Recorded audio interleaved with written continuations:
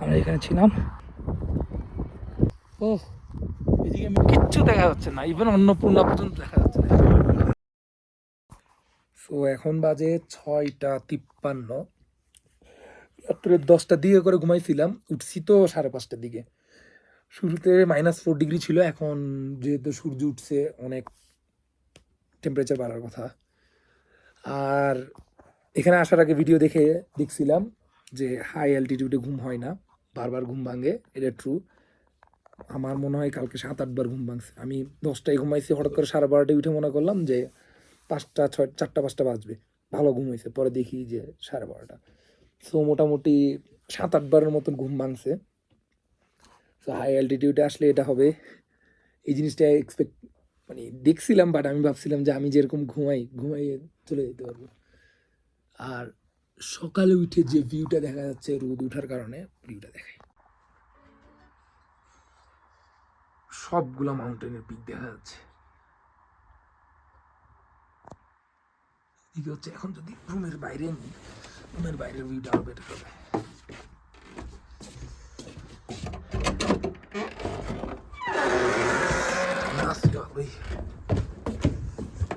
রুমের বাইরের ভিউ,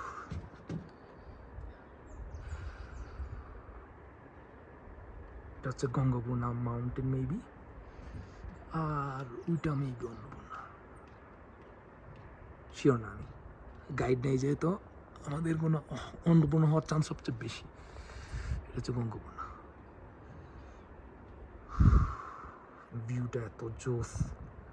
আজকের টার্গেট হচ্ছে আমরা আইস লেক যাব, বা নেপালে এটাকে খিচু তাল বলে। প্রায় 4600 মিটার উপরে, আমরা আছি প্রায় 3500 সামথিং। সো 1100 মিটার ক্লাইম হবে, 4 কিলোমিটার দূরে, কিন্তু পুরো ট্রেকটা করতে প্রায় 6 ঘন্টা 7 ঘন্টা লাগবে। এটাকে অ্যাকুমুলেটাইজেশন ট্রেক বলে, কারণ এরপরে আমরা যদি আবার উপরে উঠি তিলিচলেকের দিকে, ওটার জন্য অ্যাডজাস্ট হওয়ার জন্য হচ্ছে মানাঙের ভিতরে কিছু ট্রেক করতে বলে, এর ভিতরে এটা একটা। কালকে একটু খারাপ লাগতেছিল, হালকা মাথা ব্যথা, এখন একদম চলে গেছে। সো বলা যায় অ্যাকুমুলেটাইজ হয়েছি, তাও রিস্ক নেওয়া যাবে না। কালকে যাব শ্রীখারকা বা তিলিচো বেস ক্যাম্প, দেখা যাক। এখানে যেখানে থাকতেছি খাবারের কষ্ট ভালোই বেশি, কিন্তু যারা ওনার, ওরা প্রায় 30 বছর ধরে এখানে আছে। না, আছে তো মনে হয় 40-50 বছর ধরে। ওরা ভালোই ওল্ড, কিন্তু ওনারা এই টি হাউসটা বানাইছে প্রায় 30-25 বছর ধরে এখান থেকে চলতেছে। ওরা one of the few ones যারা শুরুতে এখানে টি হাউস দিছে। যদিও এখন ট্রেকার অনেক কম, মোটামুটি আমাদের এখানে, আমরা যেখানেই যাই ওখানে কেউই থাকে না। তো আমরা এখানে থাকতেছি, এখানেও কেউ নাই, আমরাই খালি। সো আমরা চাইলে আরো বার্গেন করতে পারতাম সব কিছুতেই, কিন্তু থাক, এখানে জিনিসপত্র আনতে অনেক কষ্ট হয়। আর বার্গেন করে, যেহেতু আমাদের এখানে আমরা গাইড নিচ্ছি না, ওনাদের থেকে আমাদের জিনিসপত্র জিজ্ঞেস করতে হবে, বার্গেন করে এই জিনিসটা ঝামেলা করতে চাই না। এখন ওনারাও ফ্রেন্ডলি আছে, আমরাও, যদিও নেপালের বেশিরভাগ মানুষই ফ্রেন্ডলি, বেশিরভাগ। সো যাই, ব্রেকফাস্ট করে রওনা দিতে হবে।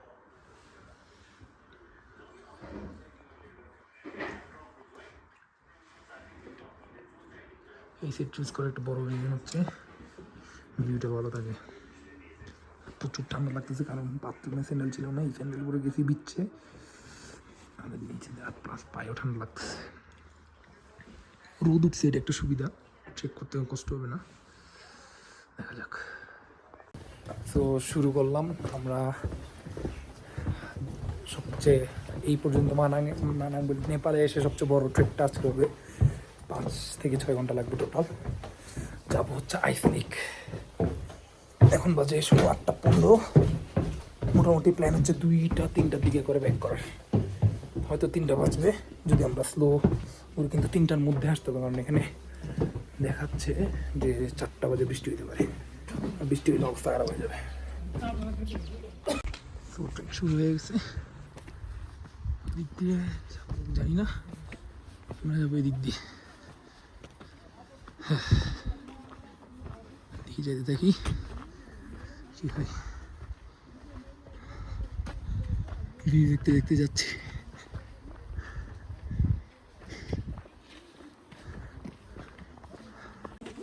সো আমরা এদিক দিয়ে যেটা হচ্ছে maps.me-তে বলছে ওদিক দিয়ে যেতে যাচ্ছিলাম, ওদিক দিয়ে একটু শর্টকাট, কিন্তু আমাদের টি হাউসের যে ওনার ছিল উনিও বললো যে ব্রাকা দিয়ে যাইতে, স্ট্রেট ফরওয়ার্ড রাস্তা, একটু বেশি যাইতে হবে বেশি, বাট স্ট্রেট ফরওয়ার্ড।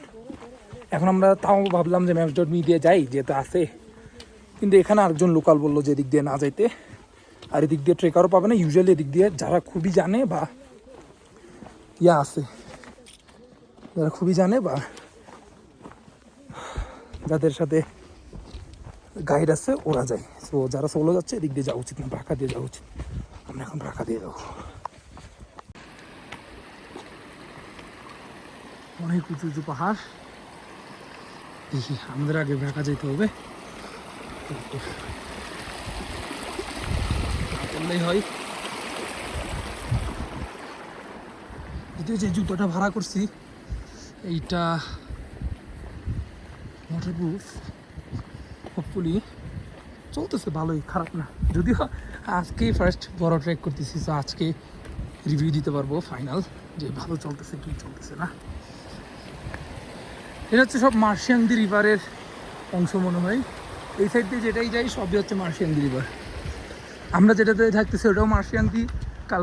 গতকালকের আগের দিন যেখানে বেশি শহরে ছিলাম ওটার নামও মার্শিয়াংদি। মানে মার্শিয়াংদি নাম দেখলেই মনে হয় আমাদের অ্যাট্রাক্ট করে। ওদিক দিয়ে যে কি বুঝতেছি না, ওদিক দিয়ে কিন্তু ট্রেকিং ট্রেল দেওয়া আছে, আচ্ছা ভালো। এসবে ট্রেক করে একটু ভালো লাগে, কারণ রোদ প্লাস ঠান্ডা এই দুটোর মিক্সচার থাকলে খারাপ লাগে না, ভালোই লাগতেছে। বাংলাদেশে সমস্যাটা হচ্ছে বাংলাদেশের আর্দ্রতাটা আসলে অনেক বেশি প্রবলেম মনে হয়। কালকে যেমন -1 ডিগ্রিতেও বাংলাদেশের 10, 8, 9, 10-এর মতন লাগতেছিল। সো বাংলাদেশে যদি মাইনাসে যাই কোনো দিন, তো মাইনাসের আগেই মনে হয় বরফ পড়ে যাবে। সো ওয়েদারটা ভালো ট্রেক করার মতন। দেখি এখান থেকে ভিউটা সেরা লাগতেছে, কারণ এখন 8টা বাজে, কেউ এদিকে বাইরে হচ্ছে না, সবাই তিলিচুদিতে, মানে হয় তিলিচুদিতে চলে গেছে, আর যারা বেশি শহর থেকে আসতেছে ওরা সবাই এখন রওনা দিতেছে, ওদের আস্তে আস্তে 12টা বেজে যাবে। সো এই রাস্তাটা এখন পুরো ফাঁকা, কোনো ট্রেকার বা কেউ নাই, যেটা ভালো আমাদের জন্য। এখানে ইয়াক দেখা যাবে কিছুক্ষণ পরে কিছু। ইয়াক হচ্ছে নেপালি গরুর মতন লোমলা, আমরা ওই বিভিন্ন মুভিতে দেখছি। অ্যাভাটারে ইপ ইপ নাকি জানি, ইয়াপা নাকি জানি একটা ছিল না, সেটারই স্মল ভার্সন আর কি। তো এই যে এগুলো হচ্ছে ইয়াক, কানের সাইডে সিংহের মতন। ওই যে জুম তো হচ্ছে না কেন, বুঝছে না, গরুর মতন লাগতেছে, সাউন্ডগুলো আলাদা।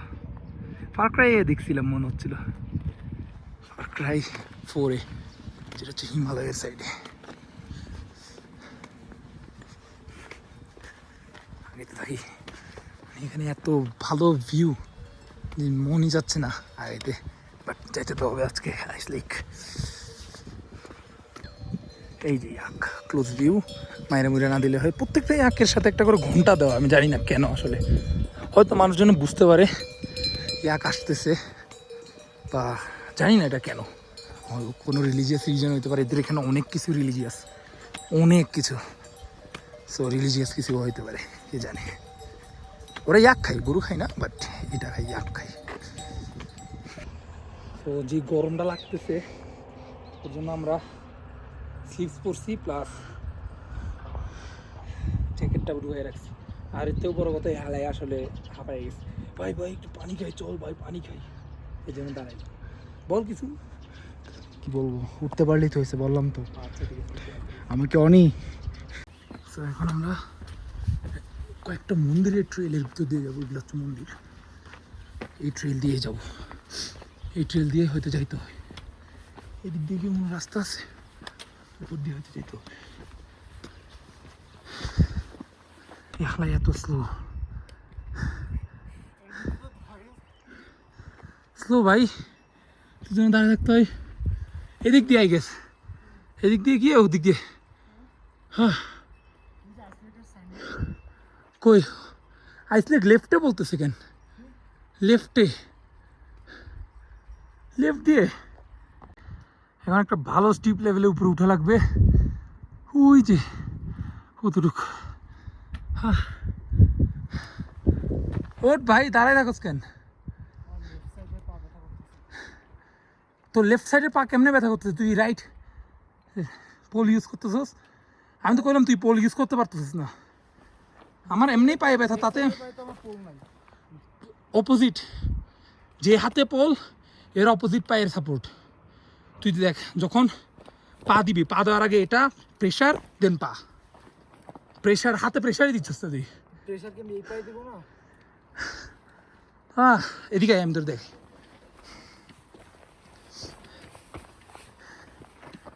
ধর এখানে উঠতেছি তো, ধর আমি এখানে উঠবো। আচ্ছা তুই এদিক থেকে দেখ, এদিকে উঠবো আমি করি কি প্রেশার। আচ্ছা এখন তো লেফট রাইট পায়ে উঠে গেছে। এই দেখ এটা প্রেশার পা, প্রেশার পা, হাতে প্রেশার দিবি, ভালো প্রেশার দিবি, তাহলে পায়ের উপর চাপ পড়বে না।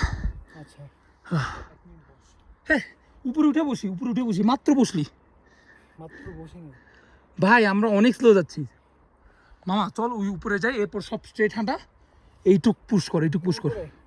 এই যে এখানে উপরে, আরে ওই চূড়াই না, এই যেখানে পাথরটা দেখতেছিস না, এই স্টিপটাও উঠি চল। ও আচ্ছা হাই ওঠ, ভিডিও করতেছিস তুই? তো তোরে আমি কইছি ট্রেনিং করতে, তুমি বলতো না আমার দ্বারা হবে। ওঠ ওঠ, উঠতেছি ভাই, তুই ভিডিও কর। তুই উঠলে ভিডিও অফ করবো। এই যে এখান থেকে স্যার একটা ভিউ দেখা যাচ্ছে, এই কি মনে হয় ঝর্ণার পানি যাচ্ছে। হালা এখন আসে, ওই তো ওখানে একটা বসার জায়গা আছে ভাই, এখানে ছবি তুলতে পারবো চাইলে, এখান থেকে ছবি তোলা যাবে। নামার টাইমে এত ক্লিয়ার পাবি না। এই রাস্তাটা যে শুরু, এদিক দিয়ে যাওয়া লাগতেছে, একটু এদিক সেদিক হইলে গন।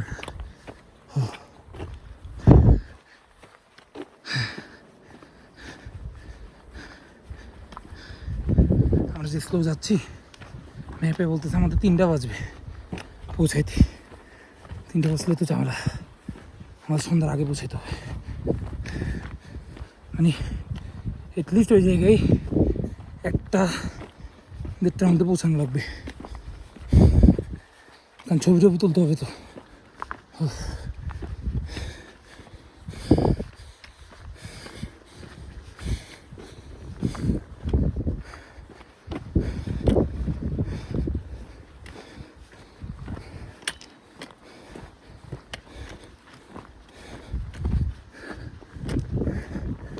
দেখি, এর জন্যই এসব নুক পোলাবেনদের নিয়ে আসা উচিত না।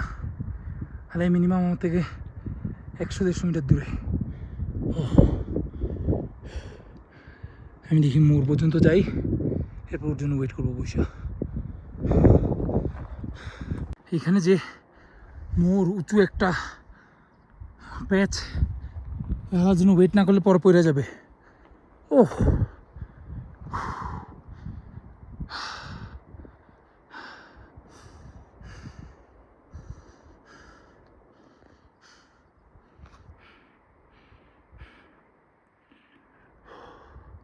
এত দেরি করতেছে যে আমি বসে আছি। বসবি না, তোর জন্য বসে আছি আমি। ওঠ, ওইটা প্যাচ আছে দেখে আমি ওয়েট করলাম তোর জন্য। তো আমরা একটু বসছি ফাইনালি। ওই তো প্রতি মুহূর্তে বসতেছে, আমি অনেকক্ষণ পরে একটু বসলাম, নিজের একটু ফ্লেক্স করতেছি। বগলে বসা বলে না, ব্যাগ কাঁধেই ছিল, ব্যাগ ছাড়ছি তো অনেকক্ষণ পরে। আরও 4.4 কিলোমিটার বাকি, যেটা আরো 5 ঘন্টার মতন লাগবে। পাস করছি কত আমরা জানি না, আমি একটু পানি দিস হালকা। সো ওই বলছে আরও 6 মিনিট রেস্ট নেবে, এখন বাজে 9:49, ও 55 পর্যন্ত রেস্ট নেবে বলছে। আমি বলছি তাহলে আরও আধা ঘন্টা টানা হাঁটতে হবে, কোনো থামাথামি নেই, বসা নেই, টানা হাঁটতে হবে। যদিও হাঁটতে পারে তাইলে এখন 6 মিনিট করবে, ওই বলছে টানা আধা ঘন্টা হাঁটতে পারবে। দেখি তাইলে, প্রত্যেকটা জায়গায় রেস্ট পয়েন্ট আছে কিছু কিছু। এই যেমন কি এটা রেস্ট পয়েন্ট, মানুষ ওই একদম নিচের থেকে শুরু করে লাস্টে সেখানে রেস্ট নেই। আর তুমি 10 বার রেস্ট নিস মাঝখান দিয়ে। তার এটা রেসপন্স এটা রেস্ট পয়েন্ট ভাই, এত সুন্দর একটা জায়গা, আইস লেকে দাগও দেওয়া আছে, তুই রেস্ট নিস ভাই। আশিকরে কি বলবো, নিজেই পারতেছি না। হ্যাঁ হ্যাঁ ভাই এটা কি খারাপ, আল্লাহ। ও ইউটিউবে এত ইজি করে দেখাই, মনে হয় যে ভাই এটা উড়ে-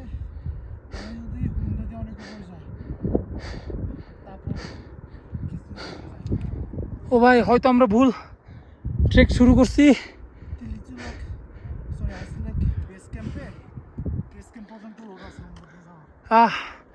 একটা জিনিস হচ্ছে ব্যাগ আমরা ভারী নিছি, ছোটো ব্যাগ আনতে হইতো, ছোটো ব্যাগ নাই। যাক উঠি ভাই, উঠতে তো হবে।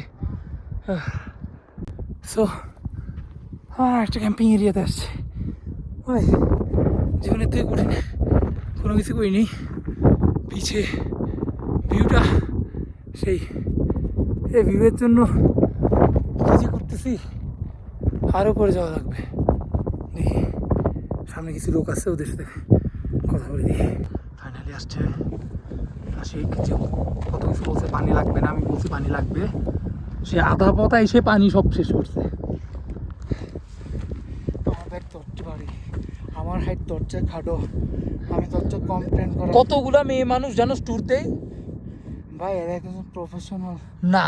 হ্যাঁ তাইলে আমি তোরা যে এক্সারসাইজ করে আসতে বলছিলাম, করস নাই কেন? পারবো পারবো, তোর এই কথাটা ভাই আটকাইলে তুই আটকাবে, আমি আটকাবো না, এই কথাটা কে বলছে? হ্যাঁ সব বলাই যায়, বুঝছো ভাই। কথা বলিস না, যা ভিউ দেখ।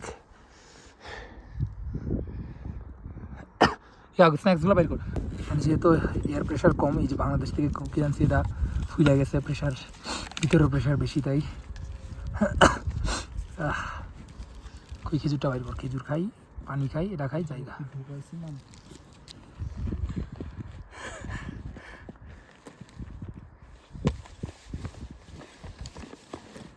স্ন্যাক্স কেন একদম নিচে রাখছো, স্ন্যাক্স উপরে রাখবি।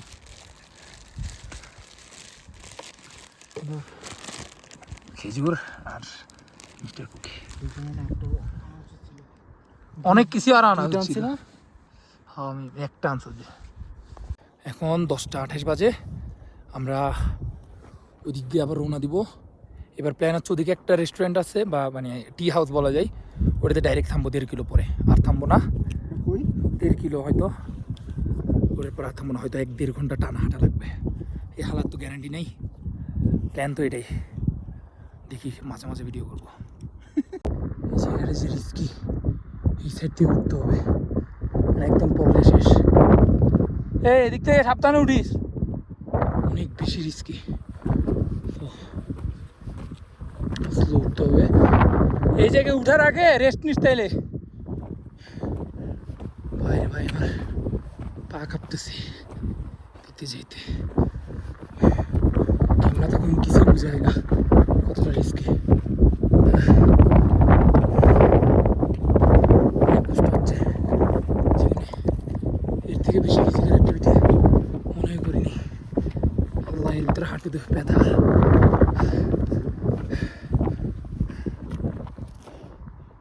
আমি কি ভুল রাস্তায় আসছি কোনোভাবে?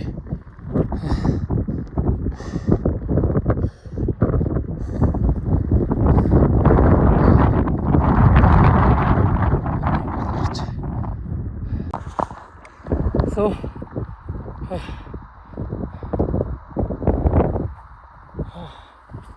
ওই যে ওইটা হচ্ছে, দেখা যাচ্ছে না, ওই যে ওইটা হচ্ছে আমরা এখানে ছিলাম, এখন আমরা হচ্ছে এত উপরে, প্রায় উপরে উঠছি। বাবা আই বাবা, ব্যালেন্স হারিয়ে গেছি, বাতাস হচ্ছে, সবাই এখনো বসে আছে না, বাট অনেক টানছে। শুরুতে যে লেম স্লো হচ্ছিল, এখন অনেক ফাস্ট। আইদারও ফার্স্ট হয়েছে, নয়তো আমি স্লো হয়ে গেছি।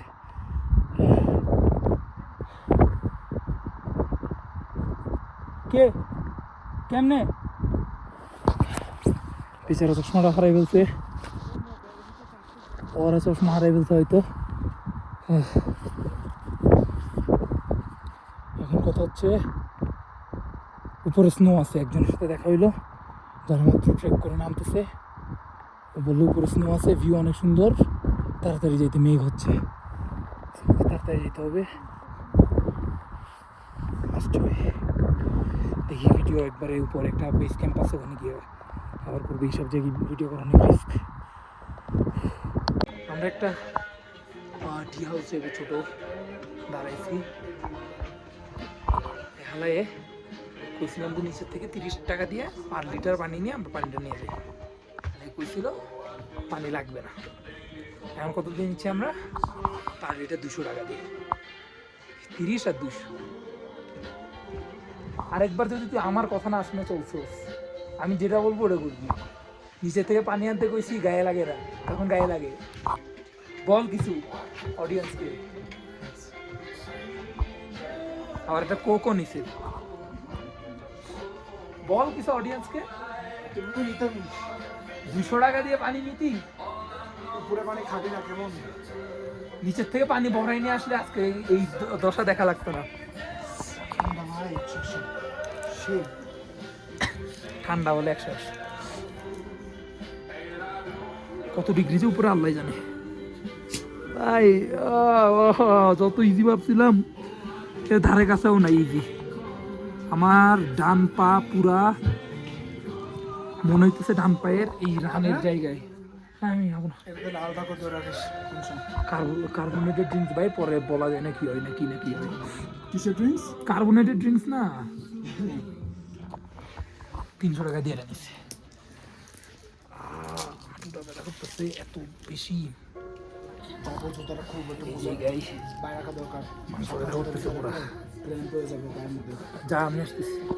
ঠিক আছে ভাই, এটা যে ঠান্ডা, আমরা একটা ফ্রিজ থেকে বের করলে যে ঠান্ডা। এখান থেকে ভিউটা হচ্ছে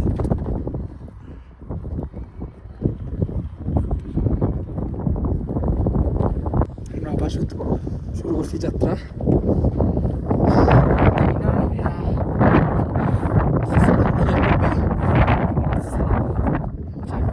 চল ইনারপুর।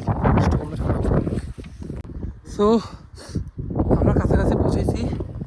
আশিক ভাই আসলে বেশি দূর বলবো না, কারণ আশিক ভাইয়ের পিছে আর কিছু ভাই আছে যারা আমাদের আগে ছিল। সো আমরা একটু ক্ষমাস্বরূপ দৃষ্টিতে তার দিকে তাকাই। হ্যাঁ, সে বেশি ভাবনি ছিল যে সে উঠতে পারবে, কিন্তু তার সব ভাব টাপ চলে গেছে। কিন্তু যেই ঠান্ডা ভাই, এই গ্লাভস দিয়েও হাতে হচ্ছে না, এই ঠান্ডা জ্বালায় হাত জমে গেছে, নাক থেকে পানি পড়তেছে। এই ভিউটা দেখার জন্য জাস্ট মানুষ এত কষ্ট করে ভাই। আর ইউটিউবে শালারা এত ইজিলি দেখায়, মনে হয় যে আরে কোনো ব্যাপারই না, আপনারা উঠে যাবেন। টিলিচে লেক, আইস লেক কত সুন্দর। শালার ভাই পুরা পা মনে হইতেছে অবশ হয়ে গেছে। তাও একটা জিনিস, সাইকোলজিক্যাল জিনিস যেটা দেখলাম ভালো লাগে, সেটা হচ্ছে আমরা আমাদের ব্যাগ রেখে আসছি। একটা সাইকোলজিক্যাল জিনিস যেটা ভালো লাগে সেটা হচ্ছে যখন আমরা কারোর সাথে থাকি, একসাথে উঠি, তখন এটা ইজিয়ার লাগে। যখন আমাদের পিছে এরা আছে তো একটু ইজিয়ার লাগতেছে আমাদের কাছে। সামনেও কিছু কিছু ট্রেকার আছে। সো সবসময় ট্রাই করার চেষ্টা করতে হবে যেন ট্রেকারদের সাথে উঠা হয়, তাহলে একটা পেজ থাকে আর গিভ আপ করার মেন্টালিটিটা চলে যায়। আমরা বেশি স্লো যাচ্ছিলাম না, আমরা আসলে বুঝি নাই কতটুকু পেসে যাওয়া উচিত, কারণ আমাদের সামনে যারা ছিল ওরাই আমাদের পিছে এখন। আর কিছুক্ষণ পরে পৌঁছে যাব, তারপর দেখি ভিউটা পাই নাকি, না পাইলে তো জিনিস। আমার জীবনের প্রথম স্নো, আমি এর আগে লাইফে কখনো স্নো দেখি নাই, ধরি নাই। এদিক দিয়ে যাবো কেমন? আমরা উপর দিয়ে পাড়ায় পাড়ায় যেতে হবে।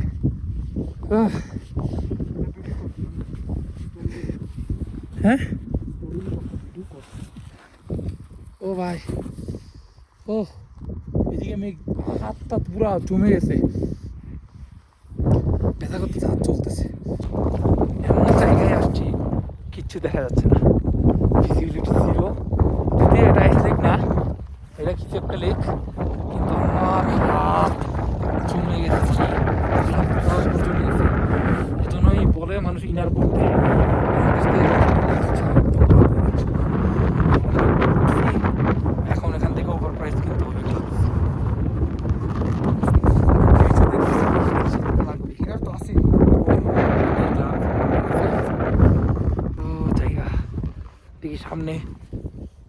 একটা গ্রুপ আছে, এই গ্রুপের সাথে নেপালি ভাইব নিয়ে আসি। কিচ্ছু দেখা যাচ্ছে না, ইভেন অন্নপূর্ণা পর্যন্ত দেখা যাচ্ছে না। মানে ব্যাড লাক, লাকের থেকে আর কি বলবো। আচ্ছা ব্যাড লাক বলে কিছু নাই, যা হয়েছে হয়েছে।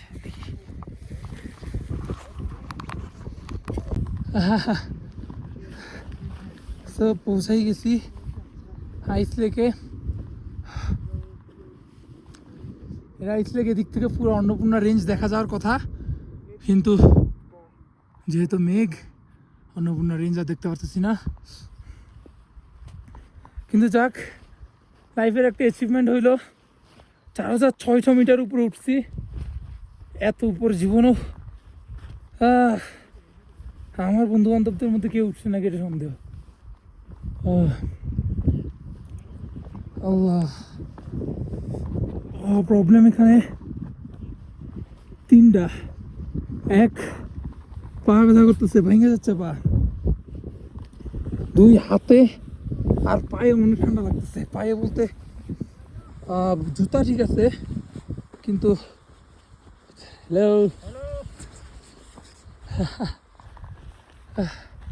কিন্তু ইয়াটা পরি নাই, যে থার্মালটা পরি নাই, এর জন্য অনেক ঠান্ডা লাগতেছে। জ্যাকেটে একটু কম লাগতেছে, কারণ ভিতরে দুটা জ্যাকেট, গেঞ্জি আর উপরে ডাউন জ্যাকেট, সব অত লাগতেছে না। আর ফাইনালি হাট হচ্ছে বিদ্যুৎ চমকাচ্ছে। সো বৃষ্টি হইলে পুরো শিওর হাইপোথার্মিয়া হয়ে যাবে। তো ভিডিও কেমনে তুলবো, শরীর দিতে যাচ্ছে। হ্যালো, সো এটাই আইস লেক, ওয়ার্ল্ডের প্রবাবলি সেকেন্ড হাইয়েস্ট লেক মনে হয়, বা এই লেকই হোক। আসছি ভাই বহুত কষ্টে। ভাই ইউটিউবে যেমন শর্ট করে কাটে দেয়, যেভাবে যাবা এত কঠিন জীবনও ভাবি নাই। আর এসব লোকাল গ্লাভস কিনে লাভ নেই, গ্লাভস ভালো থেকে নিতে হবে। বাংলাদেশ থেকেই একটু দাম দিয়ে ভালো গ্লাভস নেওয়া উচিত ছিল। এগুলো অনেক বেশি, মানে কোনো কাজে দিচ্ছে না লিটারালি। দেখি এখানে একটা ছবি তুলতে হবে। আমরা সাবমিট করে ফেলছি, দু একটা ছবি তুলছি এই, বাট সমস্যা হচ্ছে পুরা মেঘ দিয়ে ভরে গেছে। ওইটা অন্নপূর্ণা, পুরা মেঘ দিয়ে ভরে গেছে। সো আসলে আমরা প্রায় 5-6 ঘন্টা হাইক করে জিরো ভিজিবিলিটি, জিরো ভিউ, কোথায় হাইক করলাম 6.5 ঘন্টা। যদি এক্সপিরিয়েন্স হয়েছে। সমস্যা হচ্ছে আমাদের পরে যারা ছিল, দুটো গ্রুপ ছিল, একটা হচ্ছে রাশিয়ানদের গ্রুপ, একটা হচ্ছে দুইজনের গ্রুপ ছিল, গাইড সহ মেবি। রাশিয়ান? হ্যাঁ রাশিয়ানরা। কথা হয়েছিল ওদের সাথে। তুই তো স্লো, তুই কেমনে কথা বলবি? তো পরে ওই গ্রুপটা হচ্ছে আমাদেরকে, গ্রুপ গেছিলাম, ওই গ্রুপটা সাবমিট করে নেই, ওই দুই গ্রুপই সাবমিট করে নেই, যে দুই গ্রুপ আমাদের সামনে ছিল। আমরা সাবমিট করছি, আর আমাদের সাথে কয়েকজন নেপালি মঙ্ক ছিল, ওরা সাবমিট করছে। মঙ্করা অনেক কিছু ছিল ওদের। হ্যাঁ, তারা কিন্তু ম্যাক্স 300 মিটার পিছন ছিল। হ্যাঁ সাবমিট করে নাই, রিজন হচ্ছে এই যে ভিজিবিলিটি জিরো হয়ে গেছে। ভিজিবিলিটি জিরো, এই রিস্ক নিয়ে কেউ নামবে না কখনো। এর জন্য গাইড তো কখনো যাইতে দেবে না, ওদের তো গাইড আছে। সো আমরা খুবই রিস্ক নিয়ে গেছি। এইখানেও এই স্লো শালা আধা ঘন্টা লাগাচ্ছিল, পুরো রাস্তা দেখা যাচ্ছে না, কেউ নাই। আমি এর জন্য এরা বলছিলাম ফার্স্ট যাই, এটলিস্ট কেউ যেন থাকে, ওইটুক যাই। আলাদা আমি খুঁজেই পাই না, এমন লো ভিজিবিলিটি। আমি এনজয় করতে করতে আসছিলাম। মইরা গেলে বুঝতেই হাইপোথার্মিয়া হইয়া। ড্যাড লোর, তোমার যে ড্যাড লোর শালা, এগুলো সব ভিডিওতে দিব তো তোমার ড্যাড লোর।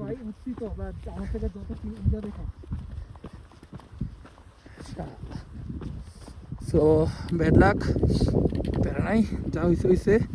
এটলিস্ট লাইফের একটা অ্যাচিভমেন্ট তো করছি, 4600 মিটার হাইক করছি, জীবনে কখনো হাইক না কইরা। স্নো পড়তেছে, বাট হালকা হালকা, বোঝা যাচ্ছে না। ওই যে অন্নপূর্ণা,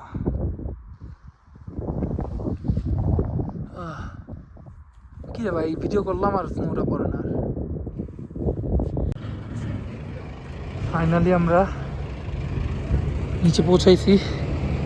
এখন সমস্যা হচ্ছে একটু উপরে উঠতে হবে। আঙুল থেকে শুরু করে সব ব্যথা করতেছে।